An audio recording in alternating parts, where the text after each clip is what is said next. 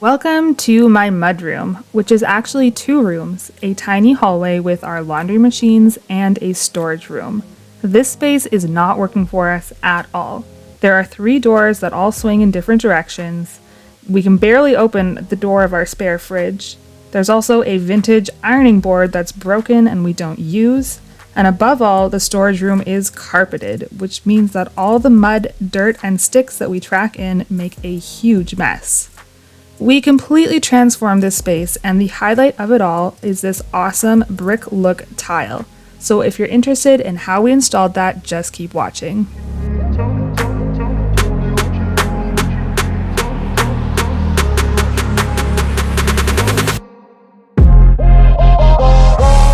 This whole project was a large renovation that included knocking down walls, moving outlets and switches, and much more. So stay tuned for a complete before and after video, and I'll link that here when it's done. In this video, I'm just going to focus on the flooring. Once the dividing wall was out and all of our demo mess was cleaned up, we had 2 different floors to remove. In the storage room side, it's carpet, so that's pretty easy to take up.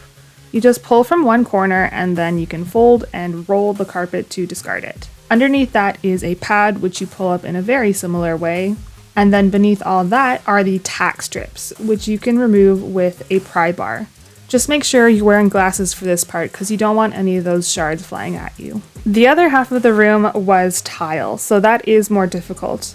Our first job was to cut the tiles where our mudroom meets the kitchen. We wanted to keep this tile in the kitchen, so we needed a good separation point. We were careful with this and used a lot of water to help the tile stay intact. Then we were free to use a pneumatic hammer to break up the rest. This basically hits the tile right between it and the foundation to break up the mortar and pop the tile off in little pieces. This was definitely messy and loud, but it did make quick work of what's normally quite a difficult job. Once all the tiles were out and we were down to a smooth and clean foundation, we went on with the rest of the renovation, leaving the floors for last. After closing up the walls, we installed a really beautiful vertical shiplap. I have a how-to video on that, so I'll be sure to link that here. Once that was done and painted, it was time to start laying out our tiles. We bought a printed brick look porcelain tile, and I picked these up from my local Lowe's. They are textured, and in each box there's a high variance in color and pattern on each tile. So when it's all said and done, it achieves a beautiful look that I'm really happy with. We are going for a herringbone look, which means we have to cut a lot of 45-degree angles, so it was important for us to set up a really good cutting station. We borrowed a wet saw from a neighbor, and after replacing the blade, my dad made this really cool jig out of a spare piece of plywood. It helps slide the tiles back and forth at a 45-degree angle, meaning our cutting is not only much more accurate, but it's also quick and easy. We cut everything we needed for the first 2 to 3 feet and laid it out to get a better understanding of what we were working with.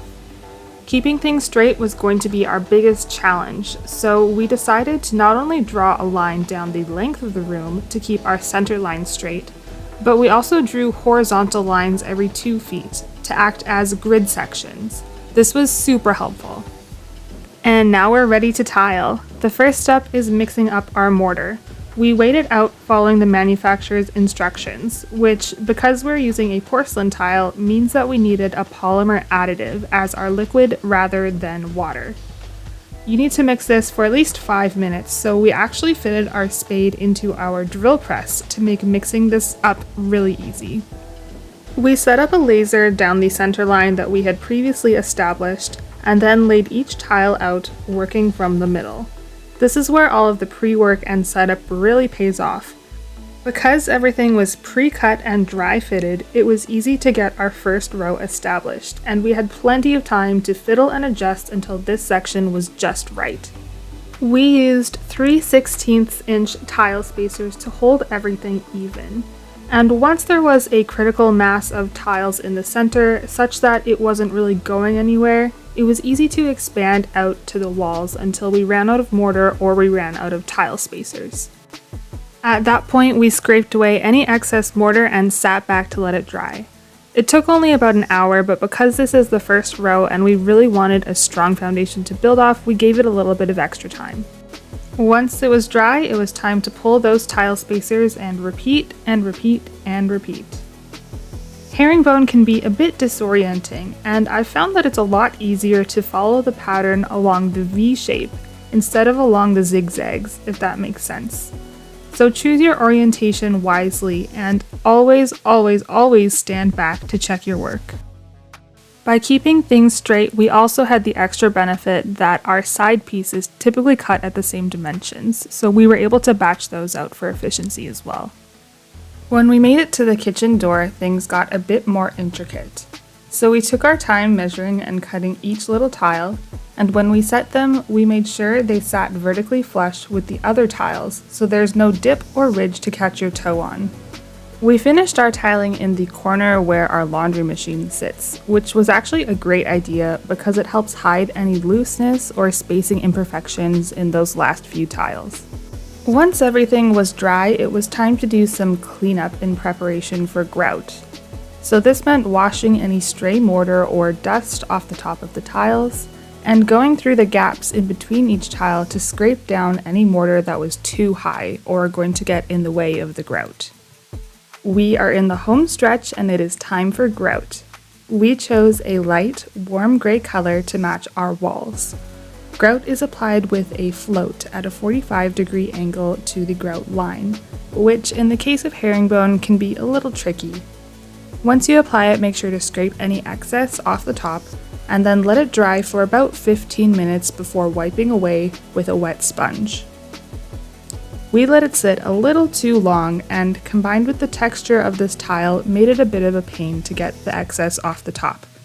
But with some patience, we got there in the end. Next, we applied finishing touches like some bright white baseboards and all of our electrical covers, and then it was time for the final reveal.